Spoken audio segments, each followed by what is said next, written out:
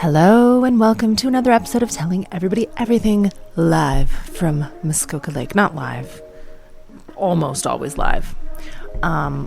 If you follow us on socials, you will see that Bobby and the 4 children and I are staying at a beautiful cottage. A lot of people have been in touch after seeing it because it's like millions of dollars. For those of you who don't know about Muskoka, there are these like cottages that we call cottages, but they are mansions on what is a beautiful lake.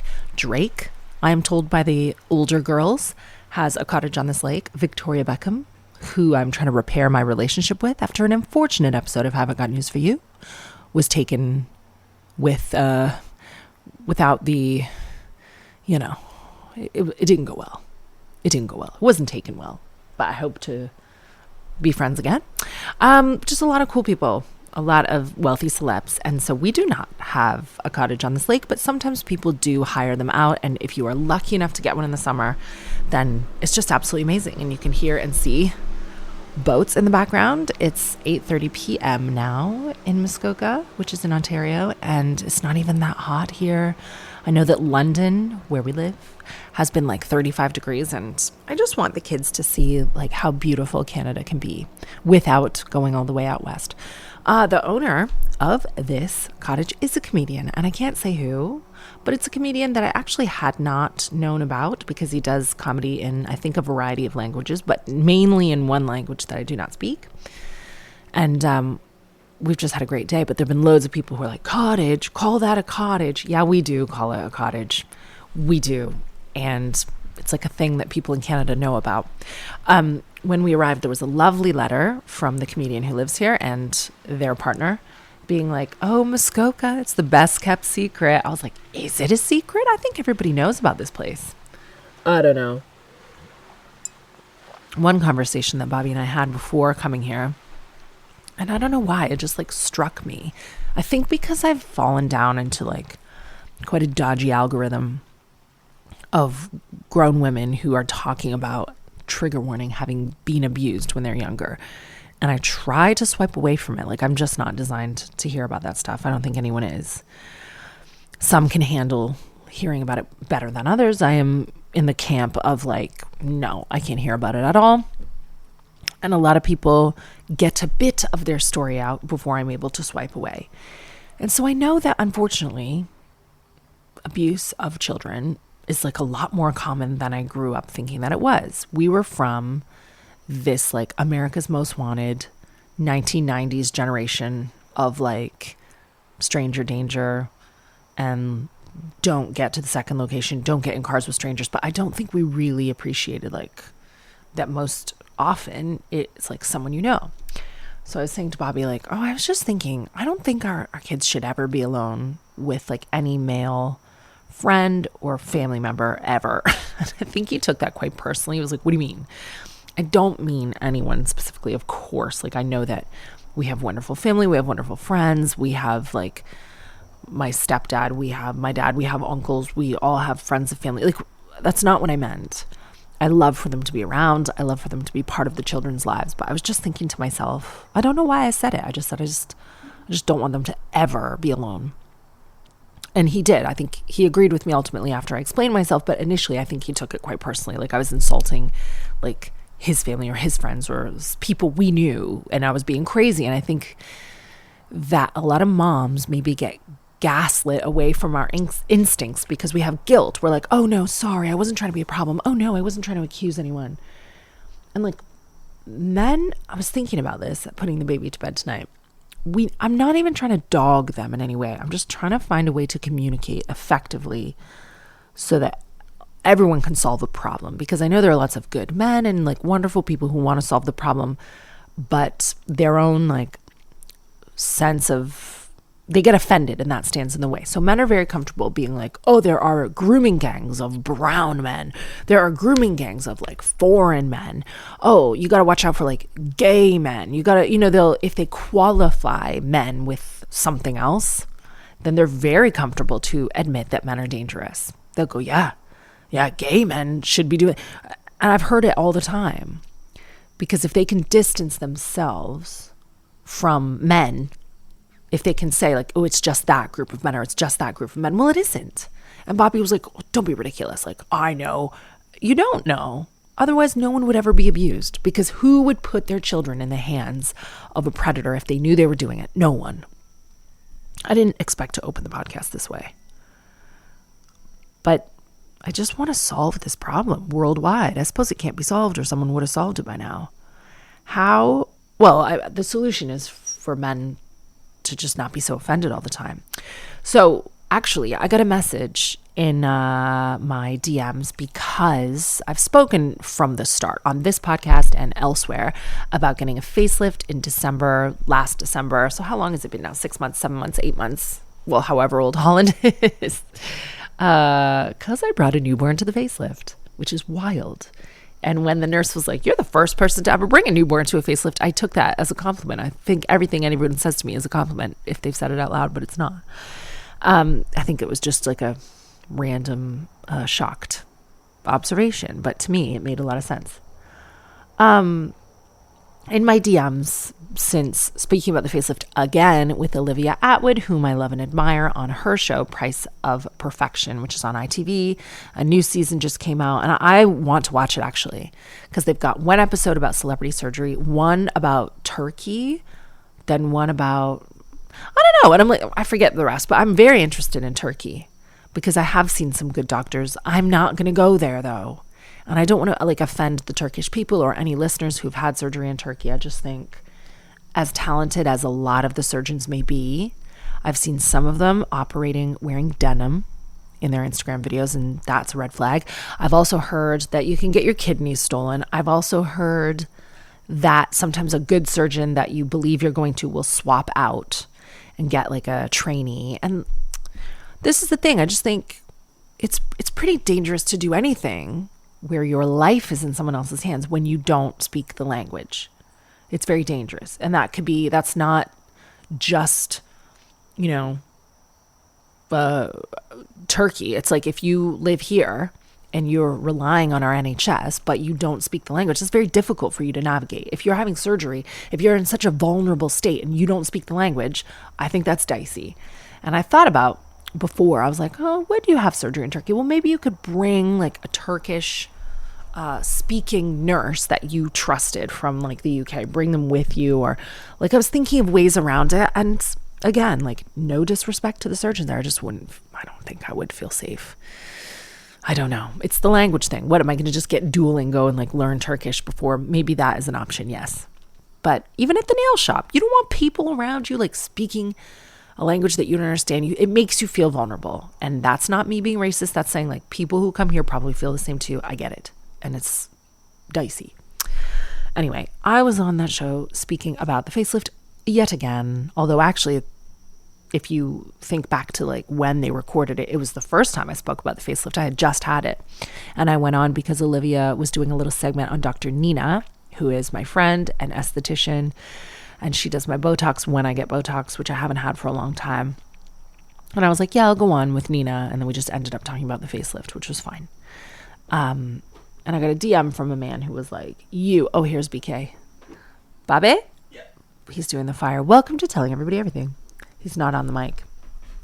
And I got a DM from a man who was like, you are a horrible example to all women and girls, or whatever he said. I could find the message, but then I'm going to have to click on it. And I just thought, you are a horrible example to men. Because, like, why be a creep? Like, if I knew you, Bobby, were, like, in a woman that you didn't know, like, in her DMs, insulting her or commenting on her body at all, I would think you're a creep. That's, like, an icky, weird thing to do. So I look at this guy's profile. He is married to a woman. He has a son and a daughter. And then he messages me again. He's like, why is it a creep? It's not me being a creep. It's fact. It's fact that it's a bad thing. It's a bad example for women and girls for you to get a facelift and talk about a facelift. And then I looked at his profile, which I don't always do, but I think I might have done this on the flight over here. Like I had some time on my hands. I look at his profile and his daughter is, what is she? Maybe like 10 in these photos. She is the kind of little girl who's like traditionally very beautiful. You could see her like modeling, or you could see her in movies, like if that's what you wanted, like lovely looking, lovely girl. And he's posted photos of her that are, look, we've all got to be really careful online. There's nothing wrong with the photos he posted of her, but they are a little, I don't know. Like a wrong person could interpret them the wrong way. Her, like, she's in shorts, her legs are out, her feet are out, she's like hugging her knees, and there are some photos that look a little mature, like a little model-esque. And he's written as the caption, like, the most beautiful girl in the world, not objective. I think the word he's looking for is subjective, but fine.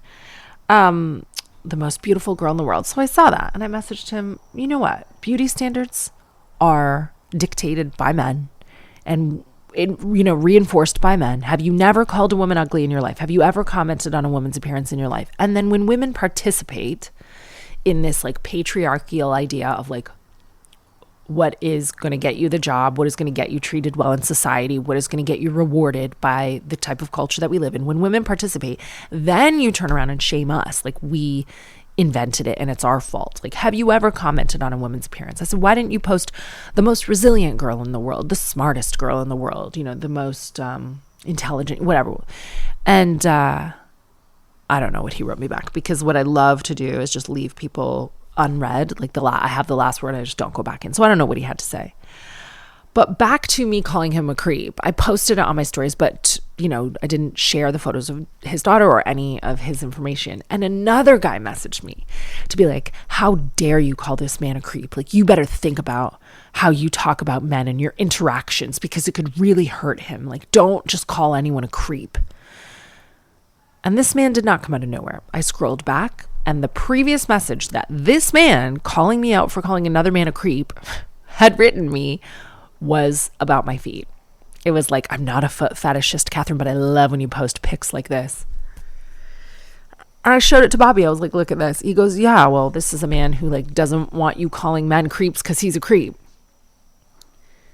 And in a long roundabout way, I think this is what I'm trying to get at. It's like, are the men so sensitive about us stating the very plain fact that not all men, but always men, that like men can be dangerous, that the most dangerous man a woman will ever meet in her life, statistically, all over the world, is her husband?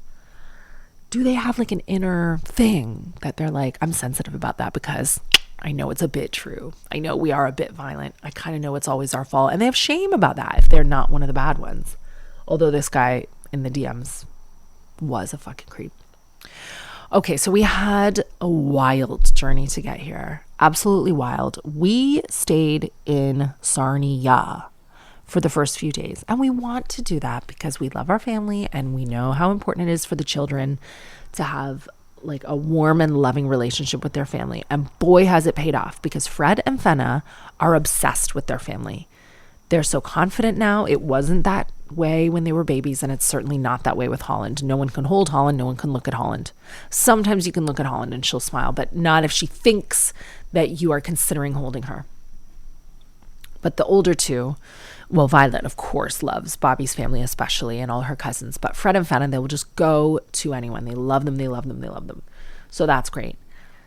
But Airbnbs, as I said last time, our Sarnia one canceled on us a few times. They're few and far between in that neck of the woods, rightfully so. Because who the hell is visiting Sarnia and why? The one that we found in the end that did not cancel on us was nice. Like, it was fine. But you need to look at an Airbnb like the one I'm staying in now, like this 5-star incredible cottage with beautiful kitchen appliances, with granite, with like a boathouse on the lake, with just a concierge who stocked it with groceries, with like just incredible amenities, lovely bedding. And then you think, well, how can I give the Sarnia Airbnb 5 stars? Because it's fine. It's fine.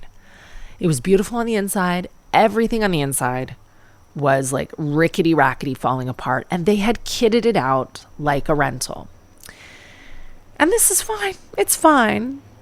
But there are people who don't want to sleep on like IKEA bedding and don't want like the absolute cheapest rental shit inside. Like, that was a rental made for like, you expect it to get smashed up, you know?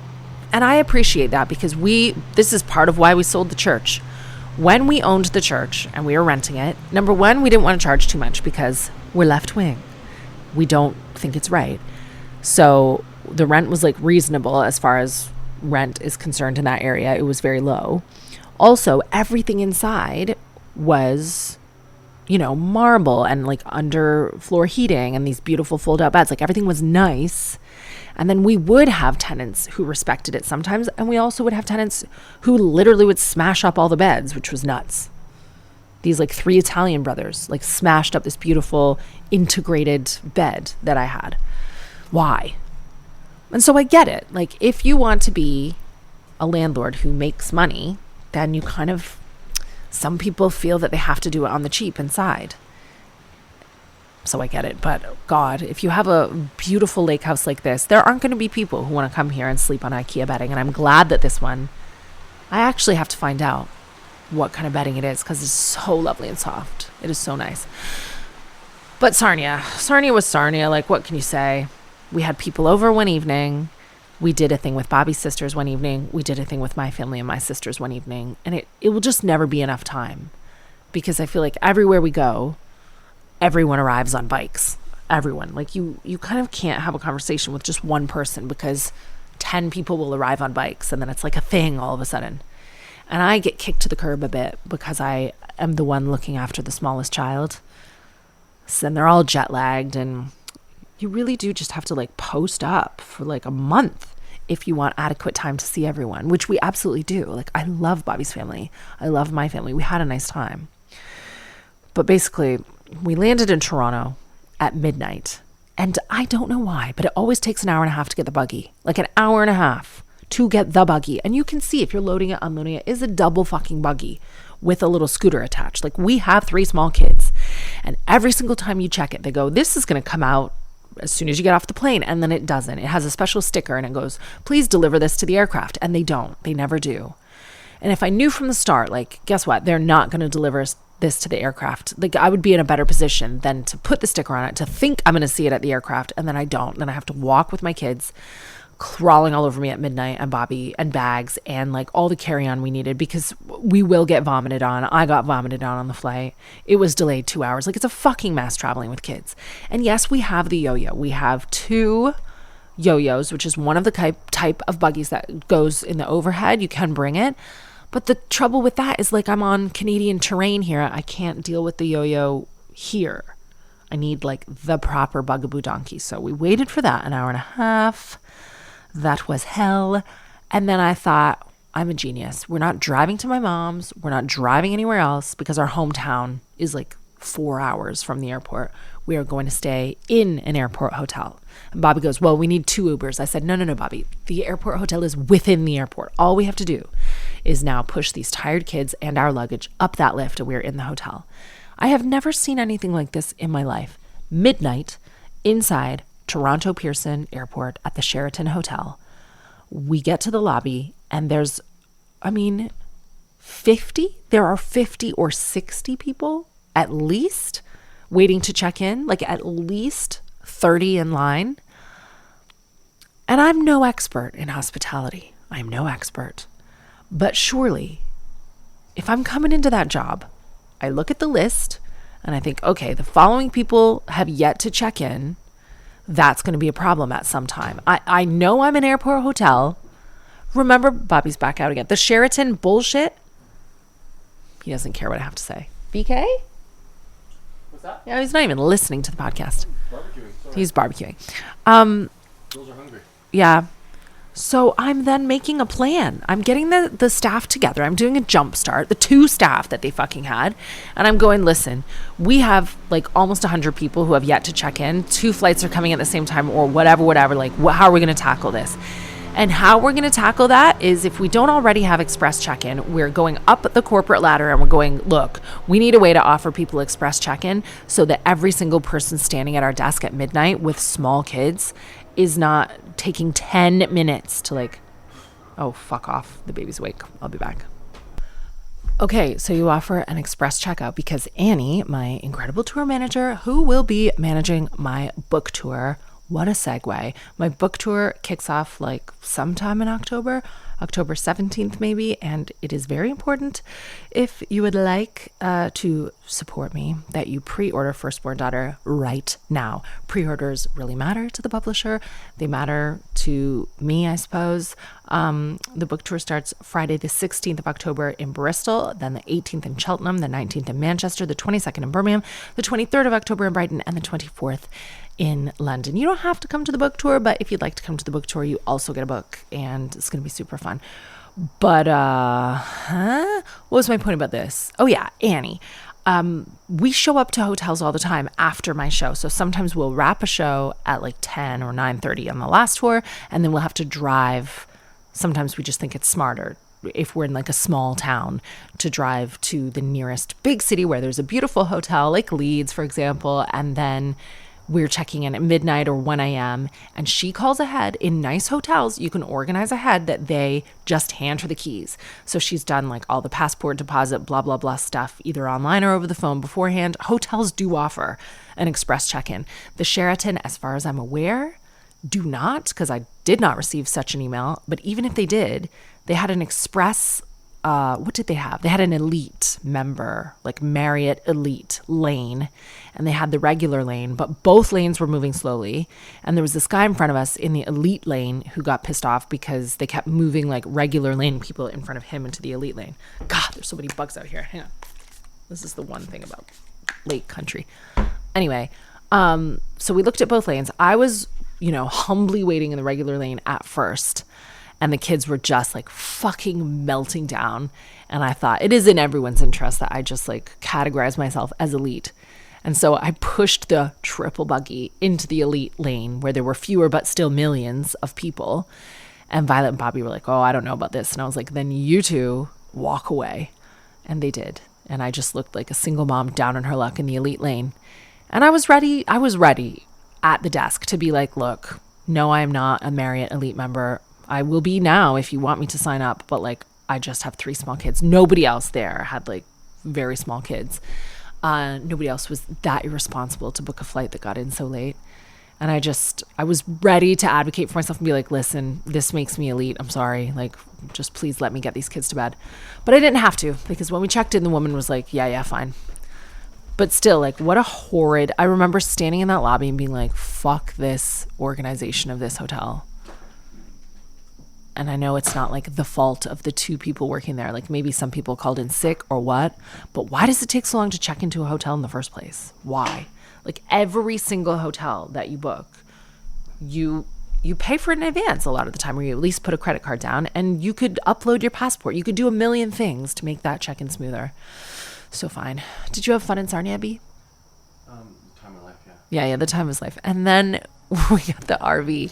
Do you have anything to recount about receiving the RV? So I think this is the most interesting part of the podcast. I'll let you gather your thoughts. We'll have a break and we'll come back.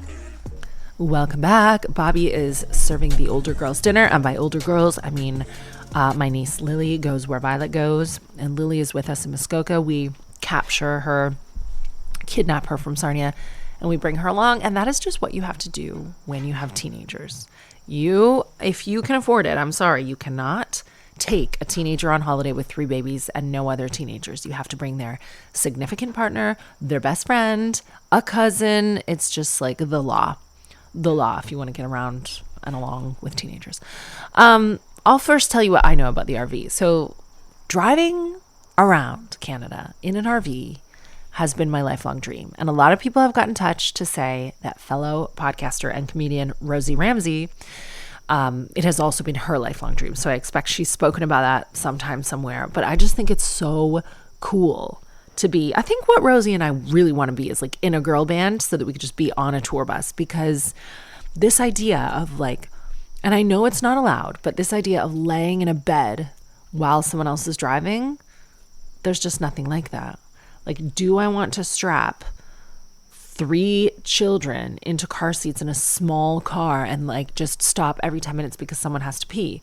Or do I want to, yes, strap them into car seats but still have a bit more room and have Bobby be able to pull over the side of the motorway and they can pee like in the RV, pull over the side of the motorway and they can like lie down on an actual bed for a while. One of us can pop into the shop and the other can like stay with some sleeping kids for a bit. It's just like so fucking cool to me. And I remember being a kid, and my parents must have had like a really terrible caravan compared to the amazing one that we got.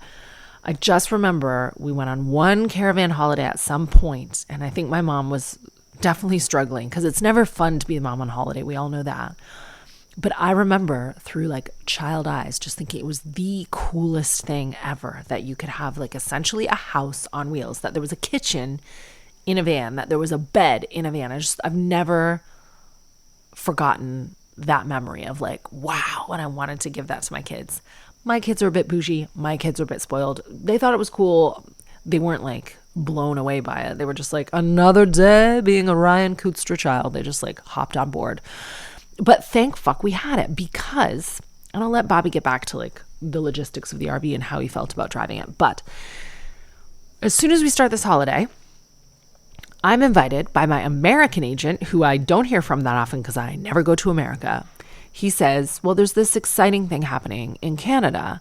Could we fly you from London, England, to do this audition in Toronto, in mid-August? And I was like, what fucking day in mid-August? And it happened to be the exact day that Bobby and the kids and the caravan and I were driving from Sarnia to Muskoka. And what is smack in the middle of Sarnia and Muskoka? Toronto. Where was this audition? At the CBC in Toronto. And I was like, you know what? 10 a.m., I can make it work. And I can't say what it is. It is confidential. But I will say that it's a comedy thing, that it's really, really cool. And I saw another female comedian at the audition who I really love and respect. And I don't even know if she wants me to tell you, because she also doesn't live in Toronto, but she is Canadian. And we tried to meet up for coffee. She was there for 24 hours, she said. And I would have loved to, but like this was my situation with the kids. It was literally a pit stop with the RV. So it sounded really cool, like a really exciting opportunity. But equally, if it was offered to me, here's a boat, literally on the lake. If it was offered to me, it would be logistically difficult. I don't know exactly what we'd do. We'll talk about that if it's offered to me. We'll cross that bridge when it comes to it. But like, it's another reminder that things are just not as straightforward as they are for other people, for me. But I think because of that, because of my family situation, I really have like a Jesus take the wheel attitude about everything that I try. Like, I think, who knows if I can take this job or not? Who knows if I will even be offered this job or not? But if we can make it work, we will firstborn daughter it, and we will turn up to this audition and just try our best. And I see a lot of like, I'll be honest, mental illness online, especially from some comedians. And I see a lot of jealousy, and I see a lot of like, I deserve this, I should have that, you're copying me, I did that. And it's like, I cannot tell you how unrelatable that is to me. Like, I feel 0% of that. If I don't get this job, and I suppose it's because I'm in a position of privilege that I do get offered other jobs, I won't have any hard feelings at all. Like, if it goes to another comedian, I'll be like, great. Do I feel like I wasted my time by turning up? No. It was super fun. We'll see how it goes. Like, I have this attitude of like, well, they'll just choose whoever they think is most suitable for this thing. Fine. But anyway, I had to turn up. It would have been a missed opportunity to not at least turn up. So I said to Bobby, got an audition in Toronto. And God bless, like, I have such a gamey husband, because a lot of husbands would be like, you don't even know if you can take this job. You don't know if you'll be offered this job. Like, why am I going to drive out of my way with 4 kids in an RV? But no, Bobby doesn't give me like a shred of that. Like, he's all in. He's like, great, let's do it. We're doing it. So we had to wake up at 6 a.m. Well, Bobby and I had to wake up kind of 5 a.m., pack the RV, lift the sleeping children into their RV seats at 6 a.m. on the dot. Violet really struggled with this. Luckily, Bobby's sister Alicia was like on board to wake Violet up, because she slept over at Lily's, and like make sure, because Bobby's sisters are athletes, they go to the gym at 5, make sure that Violet joined us. So she like crawls into one of the bunks. She's living my tour bus dream. She falls right back asleep. And Bobby hits the road at like 6 a.m. We got into Toronto Oh my God. So first we're looking online at like, where can we park a 30-foot RV in downtown Toronto? And the answer is absolutely nowhere. But I do see like coaches, streetcars, like buses, like you can do it, but not every person is like mentally equipped. So instead of finding parking, because we were thinking like, okay, the harbor, maybe Ontario Place, maybe Bobby was thinking I could park at Yorkdale. And that would mean I then get an Uber to this audition at the CBC, which is like right downtown. And when I say right downtown, like on Front Street, like right by the CN Tower, right by the Rogers Centre where the Blue Jays play, like the epicenter of everything. This is where the CBC is. Bobby was like, no, you're going to be late. I'll just drive like to the CBC. And this is Bobby's rule with like any type of parking. He goes, go to the dream spot and circle out. Like, will we be able to park right in front of the shop every time? Maybe not, but we drive to the place that we're going and we try to park right outside where we're going. And if not, we start to like, you know, what's it called? Circumvent, whatever, like go around. So he fucking drives this 30-foot RV like right outside the CBC and miraculously got a spot where he could put his four-ways on and pull over. And in the 15 minutes before he did that, because I'm wrangling, like you don't sit in an RV with 3 kids under 6. You have to like constantly be singing Wind the Bobbin Up and constantly be giving people snacks and be like, sometimes people are napping, sometimes people need milk, sometimes people need changing. Like it's a wild ride. So I had to put my wig on, which is a beautiful wig for stage, but it's not really for film. But like I didn't have any electrics to like do my hair. So I put this 3/4 wig on that I love. I put some makeup on in the RV, like tried to be as glam as possible. Put the like really unacceptable outfit that I had, just a black tank top and a black kind of lace and silk skirt with flip-flops, like Louis Vuitton sliders, but nevertheless, not heels, not my usual glam. And then I just emerge from this 30-foot RV on Front Street and walk into the CBC. It was a beautiful mix of like Moira Rose and Trailer Park Boys. And I got there 2 minutes early, like 9:58. I rocked up and the lovely ladies took me upstairs to the audition. And it was so much fun, even just doing the audition. And you know what I think is the thrill of the chase? Like I loved being able to attend that audition, be like, yes, I did that with 4 kids waiting outside with the 4-ways on in a 30-foot RV and Bobby like sweating, scared that he's going to get into a fight with some like downtown parking attendant. And the audition took like 40 minutes and I loved everyone I met. And then I got back in the RV, stripped off my wig and clothes, put my jammies back on, and we continued 3 more hours to Muskoka. And here we are. But like the fucking, you know, I say what I say about men, about my husband, but the way that Bobby is like fully supportive of stuff like this, like it really shone on that day. And once again, whomever is to do this role that I auditioned for, I'm just so excited that the project's happening anyway, and you will love it, Canada. I cannot tell you what it is, but you are in for a treat. Well, Bobby's not back out yet from feeding the girls, so I'll tell you about something else that happened today, because he probably won't want me to tell you anyway. Bobby and I did something illegal, and I'm not going to tell you what it is because it is illegal, so that would be very stupid. But like, I don't know, we have the same laws in England. It's like Commonwealth over here. Like we should know the law, but we were driving. I'll say that much. We were driving and we were doing something illegal. It's not drugs. Drugs are not illegal here anyway. I think driving and taking drugs is illegal. Bobby, I'm telling everybody everything about how we did something illegal, but I didn't say what it was. Excuse me? Yeah, I'm not going to say what it is. Don't worry. But like the story has to be told. We are so dumb. First, do you want to pull up a chair and talk about the RV? I do. Give me just... Well, then I'm going to talk about the illegal thing without you. What are you doing now? Feeding the girls? Yeah, just like one step away. Well, you stepped out here, so I thought maybe you were ready. I'm almost ready. What are you doing out here? I'm like doing fires, barbecues. Oh, fine. Like I have to feed everyone at like... Yeah, I have to feed everyone all the time. I know. Yeah. I'm hungry too. How about that? Steps away. Don't worry. I'm going to have a Nanaimo bar and another glass of wine. I know.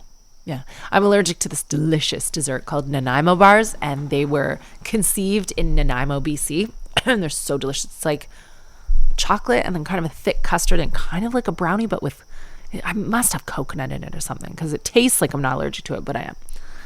So Bobby and I are driving in Muskoka. And God bless the Muskoka police. Because we see in front of us a Range Rover, a black Range Rover with a really filthy back wheel. And I didn't get the license plate or anything because we were keeping a distance. We saw this guy like super, super closely following the car in front of him. And he was swerving into the ditch, into oncoming traffic, back into the middle, back into the ditch, back into oncoming traffic. Like, it was super dangerous, to the point that Bobby and I were like, what is going on? Like, is this a parent who needed to like collect a car so they have a teenager without a license like tailing them, and the parent has said like, just stay right close behind me and you can make it home? Because like, we're in the lakes, like it's not a city. Maybe like country things happen, I don't know. So we're watching this, we're like, what the fuck? And it kept happening, swerving, but we weren't going very fast, and we were keeping a great distance from this dangerous vehicle. So then the lead vehicle that he was tailing, like bumper to bumper tailing, and not in an aggressive way, just in like a very casual way. In a drunk way, exactly. The lead vehicle pulls off down, turns left, and the crazy vehicle just keeps going straight. So now we know they're not together. He was just following this car like for safety. And moments later, it didn't go on very long, this car pulls over into a parking spot. And the parking job was fucking mental as well. He like sped up to almost crashed into the car he was parking behind, and then stopped abruptly. And Bobby stops slowly beside this car, and he goes, "Are you all right, mate?" And the guy's like, blah, blah, blah. He like spills out of his automobile. He's like, "I'm fine. Why?" And Bobby's like, because you're swerving all over the road." He's like, "Was I?" And as Bobby is, I was worried, like, is Bobby going to get aggressive with this guy? Is this guy going to get aggressive with Bobby? But no, Bobby was just like, cop yourself on, basically, like, watch out. Kind of being like a bro to this guy, like, look out. Everyone can see that you're completely wasted. And as Bobby's having this conversation, I look, and the passenger is another man who was just like necking a Mickey, which is what, like 125 milliliters of alcohol. What would you call Mickey in the UK? 50 CLs. A 50 CL, Bobby says, of like pure vodka. And I know that's what he was drinking. It was Smirnoff vodka. I looked right at it, and I watched him like pour the rest of it down his throat with his head back. And I was like, all right, who are these guys? So then Bobby and I like start to pull away, and we were thinking, hang on, this is like really dangerous. Like, they could kill someone. They're actually so drunk. And Bobby and I were both, I think, thinking the same. I was like, should we report this? Like, should we do something? Because clearly they're like going to go to Turtle Jack's, get even more drunk, and then like continue to drive. Like, these guys are menaces to the road. And before we could even report it, we see a police officer, like this man standing by the LCBO of all places, which is the Liquor Control Board of Ontario. If you don't know, then now you know that in Ontario, you cannot buy alcohol for fucking obvious reasons. There are drunks left and right, but you can't buy alcohol in a grocery store. You can't buy it at off license. We don't have anything like that. You have to buy liquor from these specialist shops that the government controls and taxes, and they close at 9 p.m. or sometimes 6 p.m. So like, guess what? You get invited on a Sunday to a dinner party at 6:15. You are not turning up with a bottle of wine. You are a terrible guest. It's very infantile, actually. It feels weird, but also very necessary in this instance. So this guy is stood, like, observing some car getting towed. I don't know if he was like, Bobby, I wish you were on camera right now because you look so cool. He's got this really cool hat on. I'm sure you've seen it on the socials. It's like it's not a cowboy hat, is it? It's like a Gucci, it's Gucci sort of cowboy? Like, yeah, tobacco tradesman hat. I don't know. It's cool anyway. Plantation. Yeah, plantation. But we can't hear you when you're off mic, so I'll put you on the mic to chiefly talk about the RV experience in a minute. I'm just telling this legally, like, very dangerous story so that you don't slip up. Perfect. I can't go down, like, for this. So we see this police officer, and Bobby's like, do you know what? I'm going to tell him, because it is like 100 yards back down the road, like, about this really drunk guy. So, and I was thinking the same. And just as Bobby pulls over, the police officer's like, whoa, whoa, whoa, whoa. And Bobby's like, and I thought, oh my God, you can't, because we're doing something illegal. And the police officer's like, wait a minute. And Bobby goes, oh, we just want to let you know there's this like drunk driver who's just pulled over behind us, like super drunk. And he's like, well, what about the crime that you're committing right now in front of me? And we were like, yes, we are doing something illegal, but this guy was doing something like more dangerous and more illegal, and we just really wanted to tell you. And the cop's like, I'm gonna need to see your license, because what we were doing like was illegal, quite illegal. And we just felt so stupid in that moment. Bobby hands over his license, and the guy's like, the UK. And I was like, yeah, listen, I'm so sorry, but in fairness, what we're doing is like not that illegal in the UK, and we're only doing it a little bit, and we're really, really sorry, and we really needed to tell you about this drunk driver. And like the police officer, God bless him, like you could just see in his face, he was like, I cannot do this much paperwork today. Like I do not have the admin left in me. Like who knows what he's dealing with at the lakes. People are probably driving boats illegally. Like everyone's drunk driving. We just happened to see this one guy. Like who knows what's going on around here. And also there are like posh people and privileged people and people who probably just think they can get away with murder. Anyway, we got away with it. We did not get a ticket. He was just like, I'm going to pretend I did not see you guys today, but like be safe and stop doing that illegal thing at once. And we were like, whew. But I think Bobby's life flashed before his eyes. Like, we don't want to get arrested here. Did we? No. All right. I have one back home immediately. Yeah, we got to go home in a few days. We're going to take another short break, and then Bobby's going to tell you about the RV, and we'll hear from comedian Andrew Johnston, who grew up in Brockville, Ontario, not too far from here, but now resides in Hollywood, Los Angeles, California. But first, a short break. Surprise, it's me. I was led to believe that RV experience was going to be magical, I don't know what, but basically I skipped the tutorial and I went to collect an RV on Catherine's like dream, and what they said was, did you watch the video? And I said yes, but I did not. Did you read the paperwork? I said yes, but I did not. And they're like, well, here's the keys to the RV, like a 30-foot RV. And I was thinking to myself, like, how could they just like gift a man this motor vehicle without like doing the proper like check? But they did. So I sat there in the RV for 10 minutes trying to find the parking brake, which I found on my own. I almost went in, but I found it on my own. And you know, I've got this family. I'm trying to like protect everybody. But at the same point, I'm like, who else is just like taking these RVs? Who's taking this thing and like driving it? Because it seems very dangerous to like just give a guy a keys to like a handgun. And off we went. We drove. People slept. I did not. We drove more. I did not sleep. Everyone seemed to be having a great time, so... You did keep everyone safe, Bobby, and we love you for that. And now let's hear what we have missed while being in Canada in pop culture news from our good friend, Andrew Johnston. Andrew? Well, if Drake was currently starring in a British period drama set in the 1950s East London, it would be titled Call the Midlife, because he is barreling towards it in the accompanying crisis at warp speed. In a few scant months, Aubrey Drake Graham turns the big 4-0, and Miss Thing is sure acting like it. The other week, he hosted his third annual Strong Women, Stronger Drinks event at the storied Toronto landmark Casa Loma, where a harem of chatty baddies were invited to network and test their alcohol tolerance. Attendees were given $1,000 just for showing up, and a select few went home with larger prizes of $50,000, $100,000, or luxury cars won in raffles.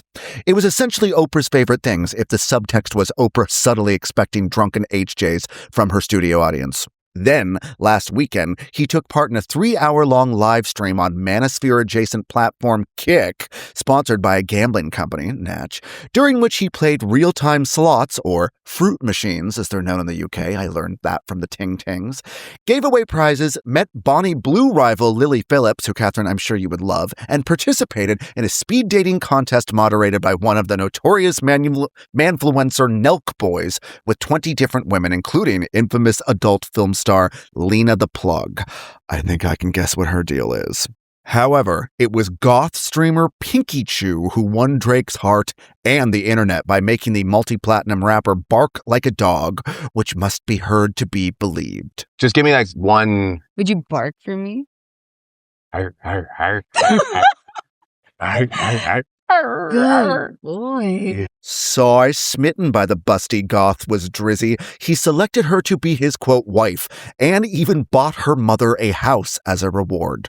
Now, of course, we don't know what happened between consenting adults, but Drake's deep pockets and willingness to spread it around are turning some of his less upwardly mobile fans off. A viral video retort to Drake, which I will now paraphrase and read with no particular inflection, laid out the case, and I quote, or I guess paraphrase, "Just like that, you want to raise the market price for every shorty in the city? How irregular epithet's supposed to eat? I was in one of those girls' DMs yesterday, bro. I wake up this morning, she's 100 bands richer, bro. I don't even feel comfortable no more. You just pour bare alcohol into the dating pool. Not to mention every shorty in Toronto commenting right now, oh my god, you deserve this. Oh my god, why didn't they get invited? Now they all feel like they deserve this type of level of treatment, bruv. I could only imagine if I had a girlfriend that went to this event, took off in an Uber, came home in a BMW. So Drake, you're telling me you don't see all these men, popular Toronto word, in the city driving around in regular cars with regular jobs and whatnot? This is too far. You get me, bruv? Do you think Drake is actually ruining the dating market for regular men? Men have ruined the dating market for regular men. Usually, and I haven't thought about this a lot because I'm just learning about it now, but my initial reaction, yes, I do know and love Lily Phillips. Good for her. I mean, seems a bit traumatized in some of the interviews, but it is a new age, and I think that we have to see it head on and embrace it. And this is where hoeing, and I don't mean the women, I do mean Drake, hoeing meets influencing, meets rage bait, meets you know what I mean? OnlyFans and all those similar websites have come to life. This is the new normal, and he's smart. It is an investment because there's loads of engagement about it. I love how funny people are in comments. People truly are funny in comments, and I think a lot of these guys are just joking, oh, my girlfriend leaves in an Uber, comes back in a BMW. That is funny. But also women like Chidera Eggeru, the Slumflower Hour, if you don't listen to her podcast already, speaks about putting monetary value on your time. And if I have babies with someone, then he has to put properties in my name. And you know what I mean? Let's normalize rewarding these women for their time and affections. Is that prostitution? Not always. I mean, and who cares if it is, or sex work, or whatever you want to call it. I don't attach any negative connotation to the word prostitution anyway. I think I have heard a few rumblings about Drake being in the DMs of teens or whatever else. I don't love that. I don't love, how old is Drake? Is he probably my age? I don't like anyone really having any sexual contact with 18, 19-year-olds. How old is Drake? And where is, he's 39. Yeah, so I mean, some of these women are very young, and I don't love that, and I don't love that. But ultimately, good for the women of Toronto if consenting adults whose frontal lobes are developed, chatty baddies, as you call them, 27, 28-year-old women want to show up to this thing and do whatever sexually, play whatever games, get their mothers a house, so be it. Good for them. And it is better than rolling around in some broke dude's Pinto for a bag of chips.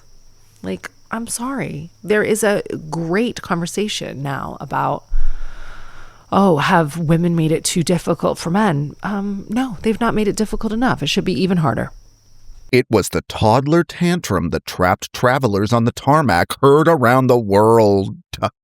A super viral news item about a red-eye flight departing from the capital city of British Columbia, Victoria, named after the former queen, heard of her, was forced to deplane, leaving passengers stranded for 24 hours, all because of an unruly toddler. Here are the facts and figures according to official news reports and some grade A sleuthing on Reddit, care of yours truly. Mid-sized Canadian carrier Porter Airlines flight PD444 had left the terminal at Victoria International and was headed for the runway when flight attendants spotted a toddler standing in her seat, apparently it was a 3-year-old girl, refusing to be buckled up, slithering out from under the seatbelt and trying to hide in the nook under the seat in front of her. As it was a red-eye that was already delayed, the child was, quote, exhausted and, quote, having a crazy temper tantrum. Several passenger accounts, some confirmed, some unconfirmed, so grain, salt, take, please, claim that the three flight attendants tried keeping the child buckled in,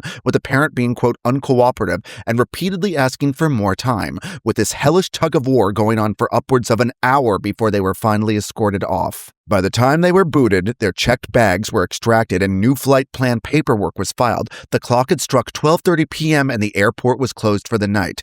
This resulted in all the passengers being deplaned and not rebooked until a red-eye the following day, or I guess night. And y'all, Victoria Airport is not the lap of luxury. According to one passenger's harrowing account for the CBC, the only communication they received was from a baggage handler the next day. Flight attendants the passenger chatted with told him that their combined decades in the air, the child's refusal was like anything they had ever seen. Well, this story had legs, or rather wings, really hitting a nerve, because who hasn't shared a compressed flying tube with a toddler and lived to tell? The reactions were mixed, ranging from, she's just an innocent child who knows not what she does, to, of course, blatantly advocating for corporal punishment along the lines of, if I'd have pulled that monkey business when I was a baby, my meemaw would have smacked me upside the head. Others were confused, a common refrain. Why didn't someone just give the kid an iPad with Bluey on it or something? Others blamed the flight crew for letting this drag on for over an hour, knowing they're hard out at the airport, hypothesizing that their protocol was borrowed from the Simpsons quote, well, we've tried nothing and we're all out of ideas. Catherine, who is to blame here? God. So I would judge parents. I would have judged parents when I just had Violet. I would have continued to judge them when I had Fred. But now Fenna Grace is exactly 3.5 years old, and I can see her pulling this. Like, if she has refused to do something, it is really, really difficult to get her on side. However, ultimately, yeah, I can see Fenna like standing, refusing to be buckled, fine. I have witnessed many a 2-year-old slither out of their seatbelt. And actually, I was with a guy, he was really cool. Where did we meet him? We were flying to the south of France. He lived in Monaco, but he was in London for some reason. He was British. He was inventing like a new way to play tennis. He was a really cool guy. He and his wife had 4 kids. And he told us about flying into somewhere in the UAE, and his 2-year-old was like melting down. And it was like his first flight on his own in his own seat, because after 2, you need your own seat. And he said, can I just hold him for takeoff? Can he sit with me? Can I hold him? And they said, no.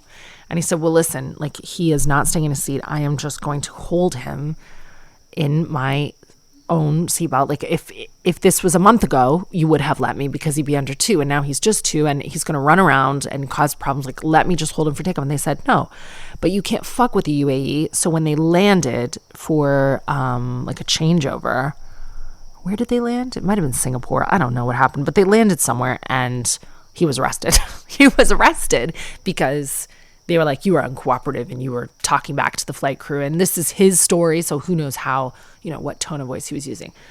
But anyway, it's fucked trying to get a 2-year-old or a 3-year-old to do anything. Ultimately, no, everyone's right and everyone's wrong. The flight crew should not have pissed around for an hour. If I was the parent, which I could be very soon, the parent of a 3-year-old who refuses to be strapped in a situation where I'm inconveniencing hundreds of people, I would hold my child down with all of my strength and demand that they sit. You're stronger than even a very angry 3-year-old. And if that 3-year-old screamed for takeoff, then so be it. Like, I would not, that would be my hard line of like, oh, are we all going to be 24 hours late for where we're going? Am I going to piss off hundreds of people, or am I going to hold my child down? But yeah, where was the iPad? iPad solves all these problems. That is wild and crazy. And you know what? Flight crew, like, they cannot manhandle your child. And no, like, there's a lot you can do that comes before slapping. American football player Chad Johnson, no relation, who has 8 children with 7 different women, says he chose their mothers based on athletic ability. During a chat on the Barstool Sports podcast Bussin' with the Boys, Johnson opened up about his athletic kids. He currently has a son who plays football at Arizona State and a daughter who ran 400 meters in 54 seconds as a 14-year-old, now is almost faster than her former NFL-playing dad at 15. Beaming with pride at the, quote, pedigree he's created, he shared the extremely romantic methods to his madness. He'd interrogate future mates on whether or not they ran track in high school, did cheerleading, volleyball, and importantly, checked their ankles. Quote, I always wanted to check women's ankles because you have to understand, if I want athletes, the number one foundation for an elite athlete in any sport is your footwork. And if she has bad ankles, there's no way I could procreate with you. Katherine, would your ankles pass the Occhino test? Is there a qualifying appendage you look for in a mate? I have some of the most hideous fat ankles, and maybe that's what he's looking for. Like, he did not qualify with, like, must be slim, muscular ankles. I don't know, but Bobby could have done better in the athletic department, I won't lie. And there is athleticism in my family, but Fred is certainly not. I don't think, I mean, physically he might be capable, but he just currently doesn't have an interest. Fenna Grace, I believe you will see in the Lioness squad. Like, she's got heart, she's got ability, she will hurt herself to get a ball. She's competitive, she's resilient, she's committed. Like, Fenna's got it. But I can't tell if she has my ankles yet. I don't think she does. I think she's super little. And I have had exclusively trash mates who have no physical prowess until Bobby. I just love who I love. You can't help who you love is a famous saying of mine. It was meant to be a compliment, and Bobby was like, no, that's a massive insult. What are you saying? No, but my ankles are absolutely my worst feature. Roisin Kennedy calls them wagon pulling legs, and they're covered in bruises now. And I think I have some problem like vasculitis. I've been looking it up. Why my legs are fat, why my legs are bruised. Bobby did not choose me for my athleticism, but he might have an athletic child anyway. We like to mix it up as a family. I love that this man who can't keep his dick in his pants is like trying to find an excuse for all his philandering and being like, yep, 8 kids with 7 women. I'm just trying to breed athletes. Like, you're breeding some people who are going to need a lot of therapy because their dad wasn't around. And also, how heartbreaking for the kids when they are not athletes. Because I've seen it before, professional athletes who have kids who just aren't interested. And he's chosen, like, before they're even born, before they're even conceived, he's like scouting their mothers for their ankles. Ugh. Thank you for listening to another episode of Telling Everybody Everything live from Holiday in Muskoka. It is incredible that we could pull together an episode, and I hope that you liked it. Please look after each other. I'll see you soon.